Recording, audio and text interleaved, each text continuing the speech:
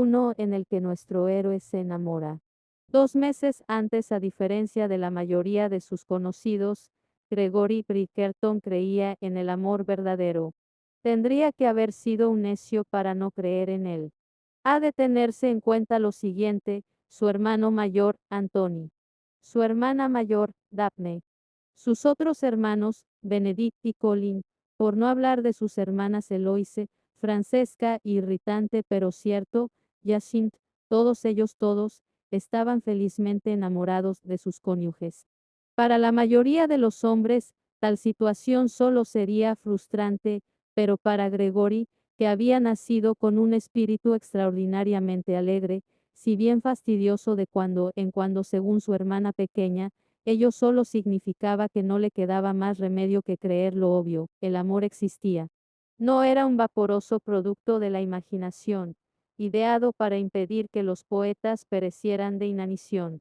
Podía no ser algo que se viera, se oliera o se tocara, pero estaba ahí, y solo era cuestión de tiempo que él también encontrara a la mujer de sus sueños y sentara la cabeza para dar fruto y multiplicarse, y adoptar aficiones tan incomprensibles como el papel maché o el coleccionismo de ralladores de nuez moscada. Aunque, si uno quería poner los puntos sobre las yes, lo cual parecía un tanto apurado tratándose de un concepto tan abstracto, sus sueños no incluían exactamente una mujer. O, al menos, no una mujer con atributos específicos e identificables. Gregory no sabía nada sobre aquella mujer suya, la que se suponía que iba a transformar su vida por completo, convirtiéndolo en un alborozado pilar de la respetabilidad y el aburrimiento. Ignoraba si sería alta o baja, morena o rubia. Le gustaba pensar que sería inteligente y poseería un fino sentido del humor, pero, aparte de eso, ¿qué iba a saber él? Podía ser tímida o extrovertida. Podía gustarle cantar. O quizá no.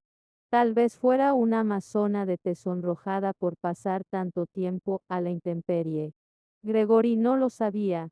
En lo relativo a aquella mujer, aquella fémina imposible, maravillosa y de momento inexistente, lo único que sabía en realidad era que cuando la encontrara, lo sabría. Ignoraba cómo lo sabría, solo sabía que lo sabría. Algo tan trascendental, algo que hacía temblar la tierra y cambiaba la vida de arriba abajo. En fin, no podía florecer sigilosamente. Llegaría con ímpetu y vigor, como el proverbial mazazo. La única duda era cuándo. Y, entre tanto, Gregory no veía razón para no pasarlo bien mientras esperaba su llegada. A fin de cuentas, no hacía falta llevar la vida de un monje mientras uno aguardaba el amor verdadero.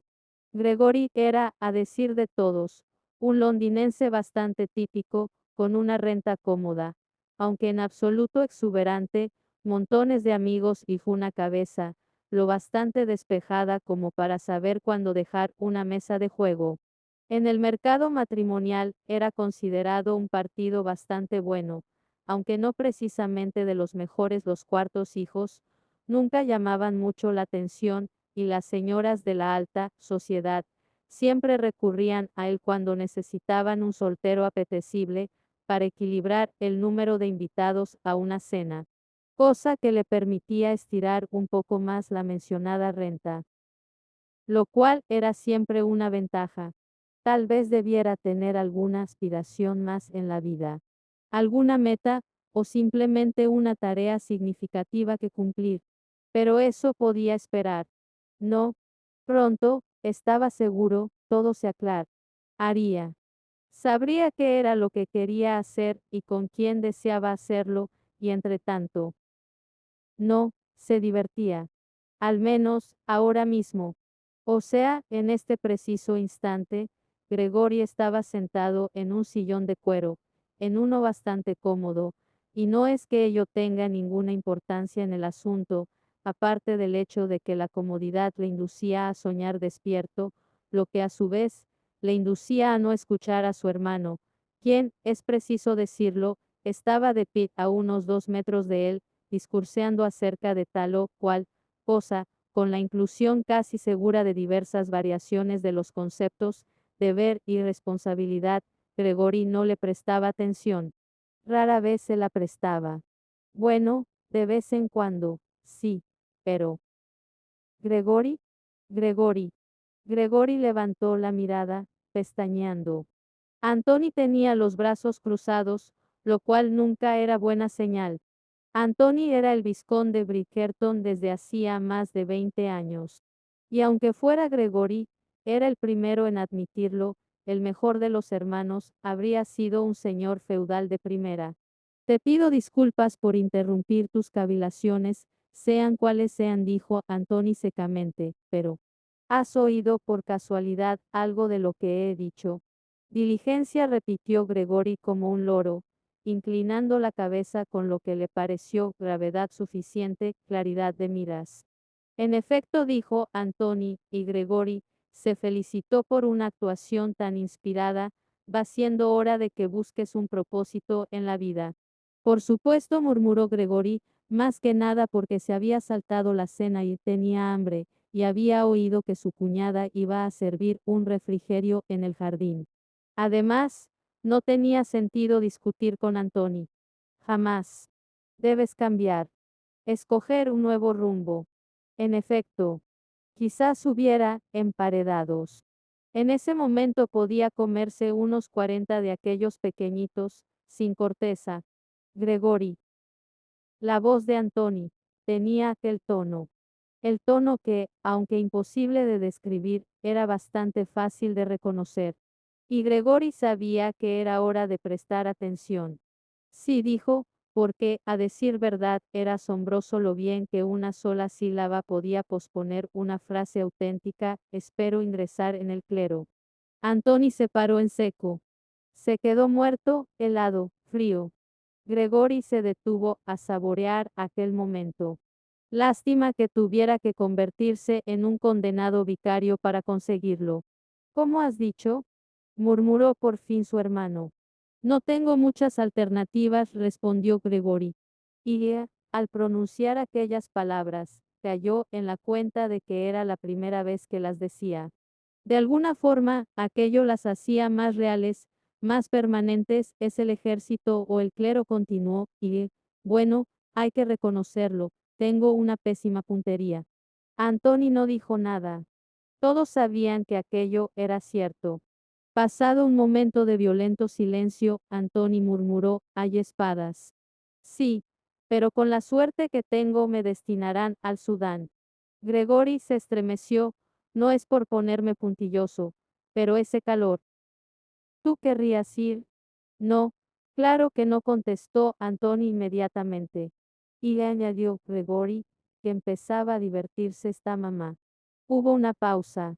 Luego, ¿qué tiene ella que ver con el Sudán? No le agradaría mucho mi partida, y además tú, lo sabes muy bien, serás quien tenga que cogerla de la mano, cada vez que se preocupe o que tenga alguna pesadilla fantasmal acerca de... No digas más, le interrumpió Anthony. Gregory se permitió una sonrisa para sus adentros. A decir verdad, aquello no le hacía justicia a su madre, que, era justo reconocerlo, nunca se las había dado de vaticinar el futuro con cosas tan etéreas como un sueño. Pero odiaría que él se fuera al Sudán, y Anthony tendría que escuchar sus lamentos. Y como Gregory no deseaba particularmente abandonar las brumosas costas de Inglaterra, aquello era hablar por hablar, de todas formas. Ya, dijo Anthony, ya.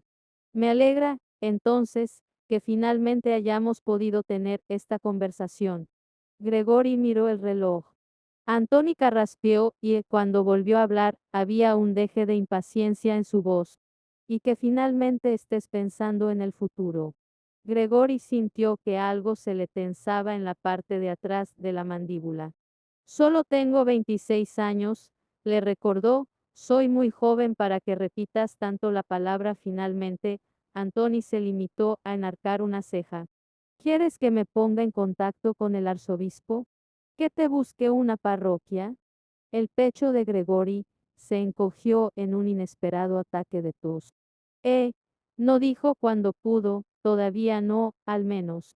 Una esquina de la boca de Antoni se movió, pero no mucho, y no, ni por asomo, en una sonrisa. Podrías casarte, dijo suavemente. Podría convino Gregory, y lo haré. De hecho, pienso hacerlo. ¿De veras? Cuando encuentre la mujer adecuada. Y luego, al ver la expresión incrédula de Antoni, añadió, seguramente tú, más que cualquier otra persona, me recomendarías un matrimonio por amor, antes que uno por conveniencia. Antoni estaba todo el mundo, lo sabía, enamorado de su esposa, quien a su vez estaba inexplicablemente enamorada de él. Antoni estaba también todo el mundo, lo sabía, entregado a sus 7 hermanos pequeños, así que Gregory no debería haber sentido una efusión inesperada de emoción cuando dijo en voz baja, te deseo toda la felicidad de la que disfruto yo. El rugido de su estómago le salvó de tener que contestar. Miró a su hermano con expresión avergonzada. Lo siento. No he cenado. Lo sé. Te esperábamos más temprano. Gregory logró no dar un respingo. Por los pelos. Kate estaba un poco molesta. Eso era lo peor. Que Anthony estuviera enojado era una cosa. Pero cuando decía que su esposa estaba disgustada, entonces era cuando Gregory sabía que estaba en apuros. Salí tarde de Londres, farfulló. Era la verdad, pero aún así no excusaba su mala conducta. Le esperaban en casa a la hora de la cena, y no había llegado. Estuvo a punto de decir la compensaré, pero en el último momento, se mordió la lengua. Sabía que solo conseguiría empeorar las cosas, casi como si se estuviera tomando a la ligera su impuntualidad y asumiera que podía hacer olvidar cualquier ofensa con su sonrisa y su labia. Y a menudo podía, pero por alguna razón esta vez no quería hacerlo. Así que se limitó a decir, lo siento. Y lo sentía de verdad. Está en el jardín, refunfuñó Antoni, creo que piensa celebrar un baile. En el patio, si es que puedes creerlo. Gregory podía. Era muy propio de su cuñada. Kate no era de las que dejaban pasar una ocasión favorable, y haciendo un tiempo tan bueno. ¿Por qué no organizar un baile improvisado al fresco? Asegúrate de bailar con quien ella quiera, dijo Antoni, no querrá que ninguna de las jovencitas se sienta excluida. Claro que no, murmuró Gregory. Me reuniré con vosotros dentro de un cuarto de hora, añadió Antoni, volviendo a su escritorio, donde le aguardaban varios montones de papeles. Todavía tengo que acabar unas cosas. Gregory se levantó. Se lo diré a Kate. Y entonces, terminada ya evidentemente la entrevista, salió de la habitación y se encaminó al jardín. Hacía algún tiempo que no iba a Aubrey Hall, la casa solariega de los Bridgerton.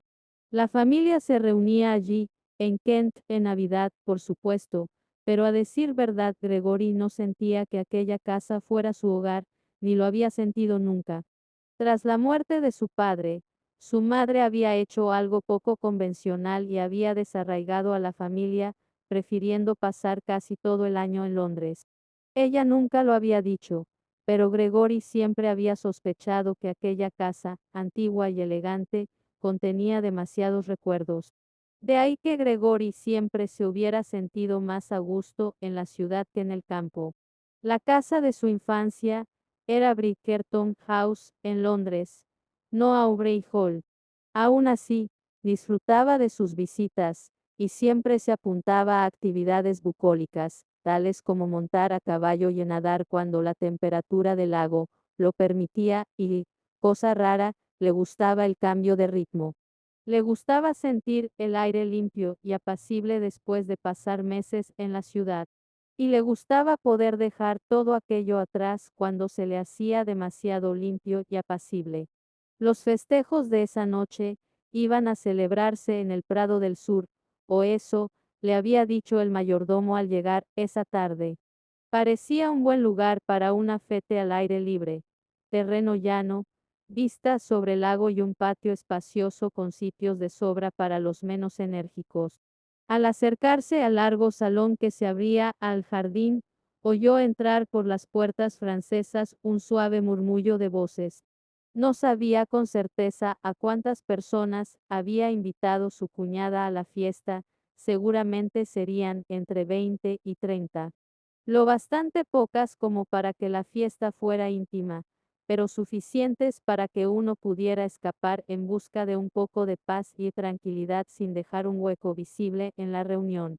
Cuando atravesaba el salón, respiró hondo, intentando en parte adivinar qué clase de comida había decidido servir Kate. No sería mucha, claro. Ya habría atiborrado a sus invitados en la cena. Dulces, se dijo al notar un leve olor a canela cuando llegó al patio de piedra gris clara. Dejó escapar un suspiro desilusionado. Estaba muerto de hambre, y en aquel momento un buen filetón le sonaba a gloria. Pero llegaba tarde, y no era culpa de nadie, salvo suya, y Antoni le arrancaría la cabeza si no se unían inmediatamente a la fiesta, así que tendría que conformarse con pasteles y galletas. Una brisa cálida le rozó la piel al salir. Hacía bastante calor para estar en mayo, todo el mundo hablaba de ello. Aquella era la clase de tiempo, que parecía levantar el ánimo, tan sorprendentemente agradable que uno no podía menos que sonreír. Y, en efecto, los invitados que merodeaban por allí parecían estar de buen humor, carcajadas y gorgoritos de risa sazonaban con frecuencia el suave zumbido de las conversaciones. Gregory miró a su alrededor, en busca de los refrigerios y de alguien a quien conociera, a poder ser su cuñada Kate, a la que, conforme a las normas del decoro, debía saludar la primera. Pero mientras paseaba la mirada por la escena, la vio, a ella, y lo supo. Supo que era ella. Se quedó helado, paralizado. El aire no salió de golpe de su cuerpo, pareció escapar lentamente hasta que no quedó nada, y él permaneció allí parado, vacío y ansiando más. No podía verle la cara, ni siquiera de perfil. Solo veía su espalda, únicamente la curva arrebatador, y perfecta de su cuello y un mejón de pelo rubio que se rizaba sobre su hombro. Y solo pudo pensar, estoy perdido. Para el resto de las mujeres, estaba perdido. Aquella intensidad, aquel ardor, aquella certeza avasalladora. Nunca había sentido nada igual. Tal vez fuera una tontería. Quizá fuera una locura. Seguramente era ambas cosas. Pero había estado esperando. Llevaba esperando aquel momento mucho tiempo. Y de pronto comprendió por qué no había ingresado en el ejército, ni en el clero, ni había aceptado una de las frecuentes ofertas de su hermano para dirigir alguna de las fincas menores de los Bridgerton. Había estado esperando. Eso era todo. Demonios, ni siquiera se había dado cuenta de hasta qué punto había estado esperando aquel momento sin hacer otra cosa. Y allí estaba ella. Y él lo sabía. Lo sabía. Cruzó despacio el prado, olvidando a Kate y la comida. Logró saludar con un murmullo a una o dos personas junto a las que pasó sin aflojar el paso.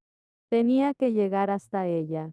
Tenía que verle la cara, respirar su olor, conocer el timbre de su voz.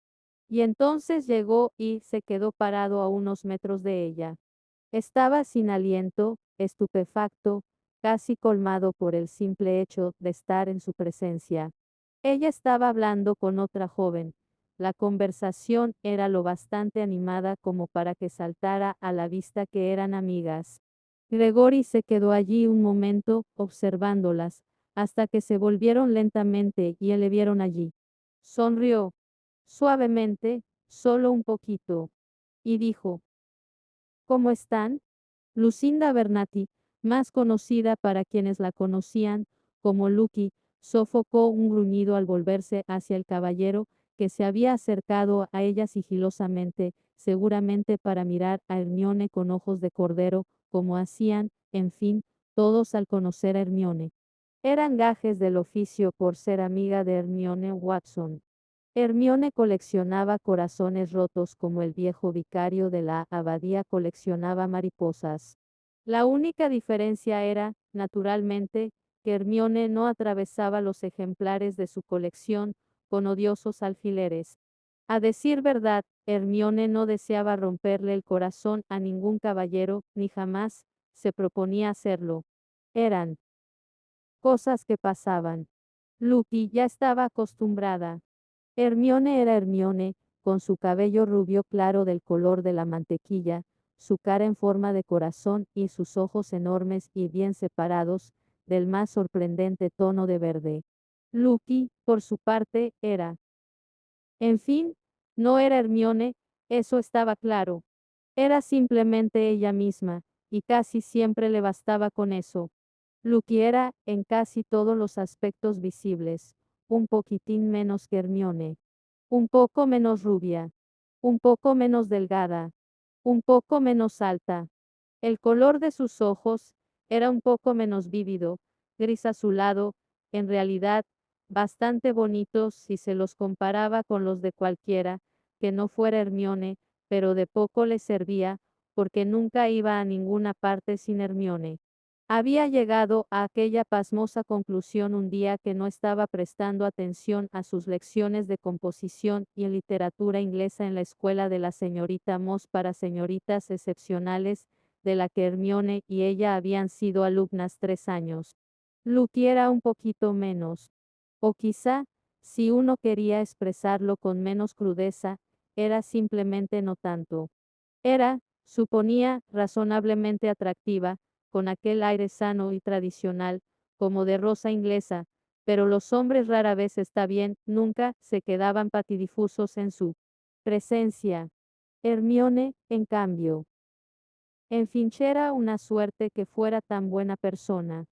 Si no, habría sido imposible ser su amiga. Bueno, eso y el hecho de que no supiera bailar.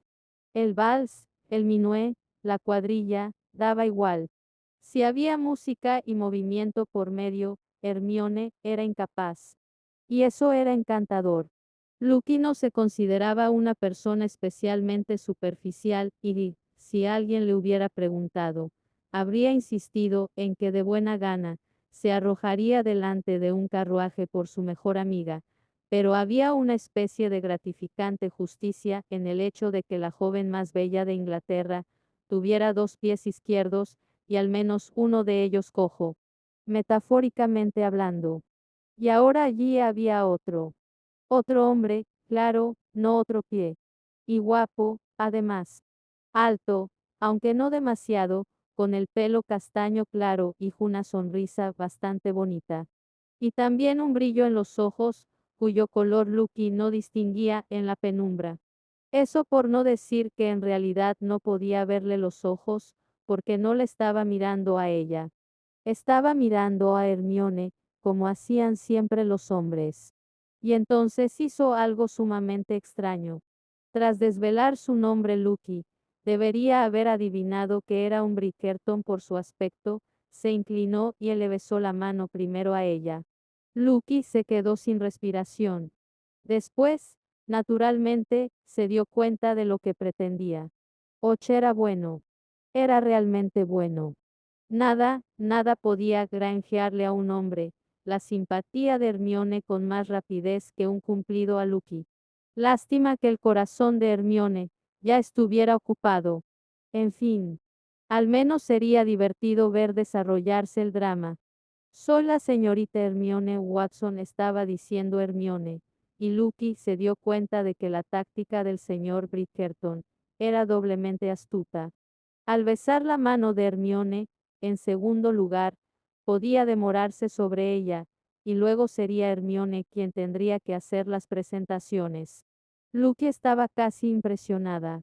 Aunque solo fuera eso, aquello le hacía parecer ligeramente más inteligente que el caballero medio. Y esta es mi queridísima amiga, prosiguió Hermione Lady Lucinda Abernathy. Lo dijo como siempre lo decía, con cariño y devoción, y quizá con un ligerísimo toque de desesperación, como si dijera, por el amor de Dios, hágale también un poco de caso, a Lucky, pero a ella nunca le hacían caso, desde luego. Salvo cuando querían consejo respecto a Hermione, su corazón y la conquista del mismo. Cuando eso sucedía, Lucky estaba siempre muy solicitada. El señor Gregory Bridgerton, se corrigió Lucky para sus adentros, porque había, que ella supiera, 3 señores Bridgerton en total, sin contar al vizconde. Claro, se volvió y la sorprendió con una sonrisa encantadora y una mirada cálida. ¿Cómo está, Lady Lucinda?, murmuró. Muy bien, gracias. Y podría haberse abofeteado porque tartamudeó antes de pronunciar la M de muy, pero, por todos los santos, a ella nunca la miraban después de mirar a Hermione. Nunca. ¿Estaría interesado en ella? No, imposible. Nunca lo estaban. Y, en realidad, ¿qué más daba? Sería delicioso, claro, que un hombre se enamorara apasionada y locamente de ella, para variar. En realidad, no le importaría que le hicieran caso. Pero lo cierto era que Lucky estaba prácticamente comprometida con Lord Asselby desde hacía años y chaños, así que era absurdo que tuviera un rendido admirador. Ello no podía llevar a ninguna parte, de todos modos. Y, dejando eso a un lado, Hermione no tenía la culpa de haber nacido con la cara de un ángel. Así pues, Hermione era la sirena y Lucky su fiel amiga, y todo era perfecto. O si no perfecto, al menos era bastante predecible. ¿Podemos contarle entre nuestros anfitriones?, preguntó por fin Lucky, puesto que nadie había dicho una palabra desde el obligado, encantado de conocerle. Me temo que no, contestó el señor Bridgerton, aunque me gustaría atribuirme el mérito de la fiesta. Resido en Londres. Es usted muy afortunado porque Aubrey Hall pertenezca a su familia, dijo Hermione amablemente, aunque sea de su hermano. Y entonces fue cuando Lucky lo supo. El señor Bridgerton se había prendado de Hermione. Poco importaba que hubiera besado primero su mano, o que la mirara cuando decía algo, cosa que la mayoría de los hombres no se molestaba en hacer. Solo había que ver el modo en que miraba a Hermione cuando hablaba para comprender que él también se había unido al rebaño. Sus ojos tenían esa mirada ligeramente vidriosa. Sus labios estaban entreabiertos. Y había en él una intensidad como si tuviera ganas de tomar a Hermione en brazos y llevársela colina abajo, mandando al diablo a la gente y al decoro. Aquella mirada no se parecía a la que le dedicaba a ella, que fácilmente podía catalogarse como de amable desinterés.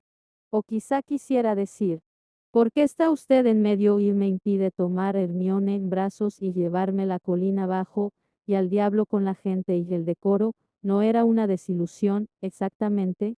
Era solo lo de siempre. Debería haber una palabra para aquello. Sí, debería haberla. Lucky, Lucky, Lucky se dio cuenta con cierto embarazo de que no estaba prestando atención a la conversación. Hermione la miraba con curiosidad, con la cabeza ladeada de esa manera que los hombres parecían encontrar tan arrebatadora. Lucky había probado a ladear la cabeza así una vez. Y se había mareado. Sí, murmuró, dado que parecía hacerse necesaria alguna expresión verbal. El señor Bridgerton me ha invitado a bailar, dijo Hermione, pero le he dicho que no puedo. Hermione siempre estaba inventando resfriados y torceduras de tobillo para no acercarse al salón de baile. Lo cual estaba muy bien, de no ser porque le encasquetaba a Lucky a todos sus pretendientes. Lo cual estaba muy bien al principio, pero se había vuelto tan repetitivo que Lucky sospechaba que aquellos caballeros pensaban que los empujaba hacia ella por lástima, lo cual no podía estar más lejos de la verdad. Lucky era, aunque estuviera mal que lo dijera ella, una buena bailarina. Y una estupenda conversadora, también.